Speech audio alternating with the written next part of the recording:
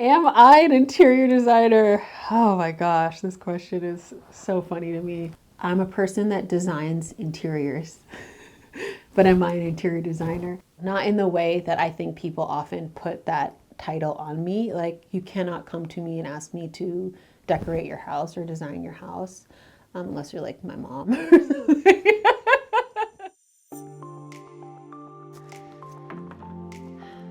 I am Justina Blakeney. I'm an artist and a designer and the founder of Jungalow.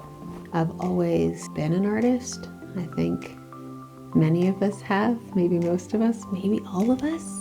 It has to do with self-expression. We all do that every day with the words that we choose when we speak, with the clothes that we put on our bodies, the way we write. Everything is art.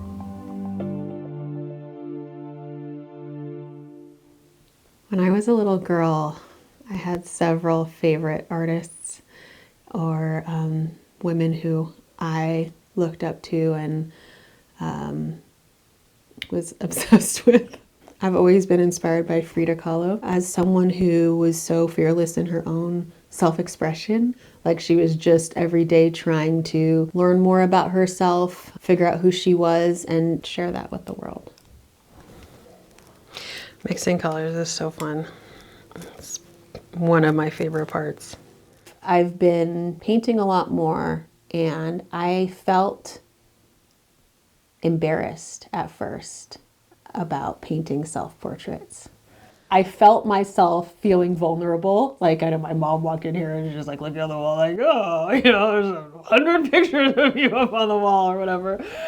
And I think Frida helped me get over that a little bit, right? Because I was like thinking about how much Frida did for me, and just seeing like a woman of color in these museums that was her own view of herself, not someone else's view of her, and how powerful that was for me as a little girl to see that. And so I was just like, dude, stop getting in your head about like what other people are going to think about what you're painting, and just allow yourself to paint whatever you feel like painting. My closet started to fill up with like lots of paintings, and I was like, I don't know what I'm doing with all these paintings. What am I gonna do with all these self-portraits? Like, I can hang some of them up, but what am I doing? And I just thought to myself, you'll know when the right thing comes along. It felt really serendipitous that this show was at the Pacific Design Center. When I walked into the empty art gallery, I was like, okay, we're doing this. So we're gonna have one piece by each artist here, and a sculpture or two in the middle. Gallery space. Sara said that she felt like she was in a portal, and that really perfectly kind of illuminates what it was like for me. Sort of a portal between like the art and the design world. What a cool place to kind of inaugurate my fine art career after being so steep in the design world for so many years. That was part of what felt so right about it. Also that it's a show with other female artists.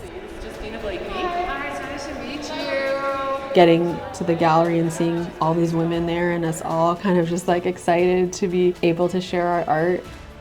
This is such an expression of who I am as an individual, but it's also so much about community. I was just like, oh, this is legit. It's happening.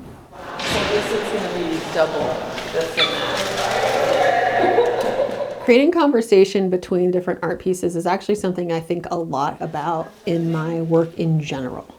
As we were putting the art next to each other, there were some that I sort of knew were going to be grouped together, like the Dolce Far Niente series. And then it was really the portraits that I wasn't sure about. We kept changing. Yeah, and then I think the one will fit great there. Are you doing like that wall, the self-portrait? Mm-hmm. It's almost like the self-portraits don't have to be all together.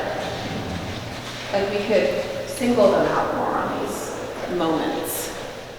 That same vulnerability that I felt when I was painting them kind of came up again for me in the display. Like, I was thinking we should sprinkle them around. Like, let's sprinkle them around.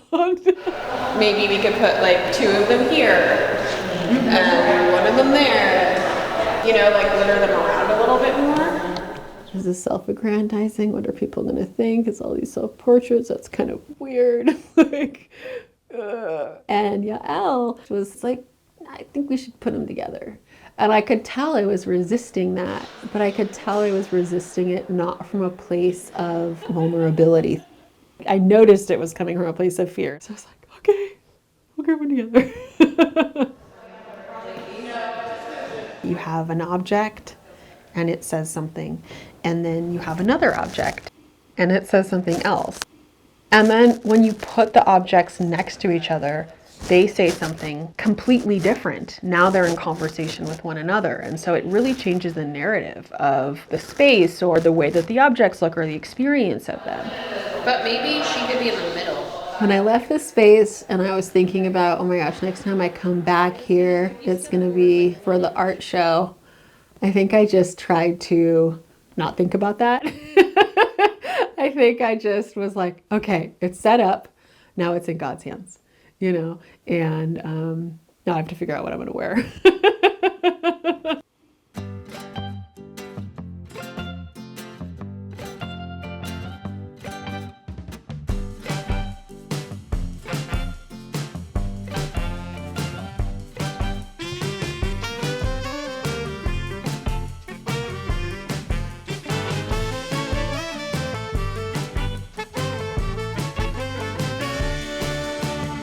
When we first arrived, it definitely felt surreal to me.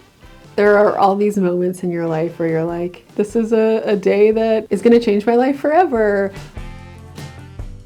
Showing these pieces for me is a very intimate experience, and I think intimacy is something I'm seeking right now.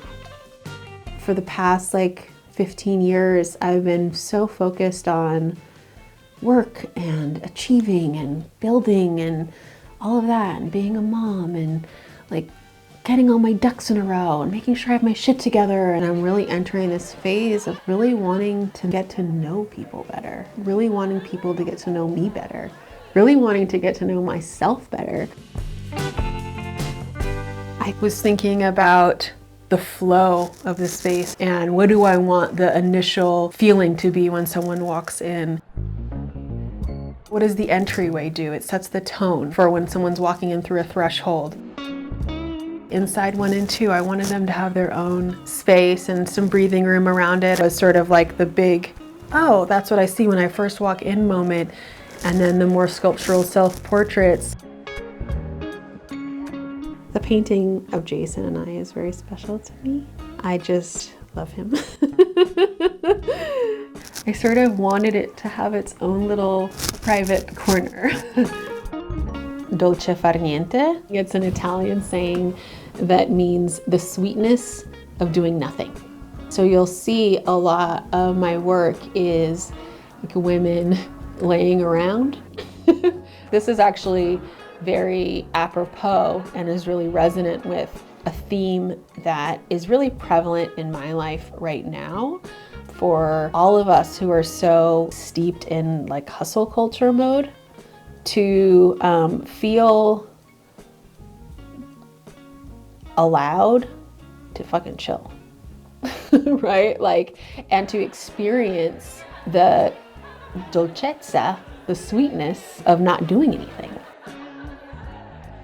It felt really aligned with where I'm at right now spiritually, to explore this idea of being a human being and not always a human doing. The oldest piece in the show is face 1, which is an abstract face on rag paper with gouache. The youngest sister at the show is that's what my family calls the tushy.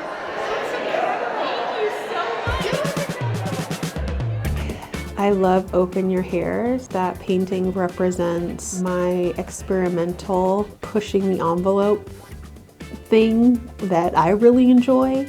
That idea of breaking the third wall fourth wall. Breaking the fourth wall. Whatever wall it is, I'm fucking down to break it. Okay. And while I was sewing in each one of the wire hairs, the painting was coming alive. And it was just like, this is really cool. I think that's part of what I love about being an artist. Rejecting the flatness, like rejecting the expectations, moving past it and trying new shit. This is my first ever art show tonight. What tonight felt like was reinforcing you don't have to stay on a single track, but you can define and redefine who you are and who you want to be in every new moment. Not to feel constricted, but to be free. A big cheers to Justina tonight for her inaugural fine art show. We are so proud of you.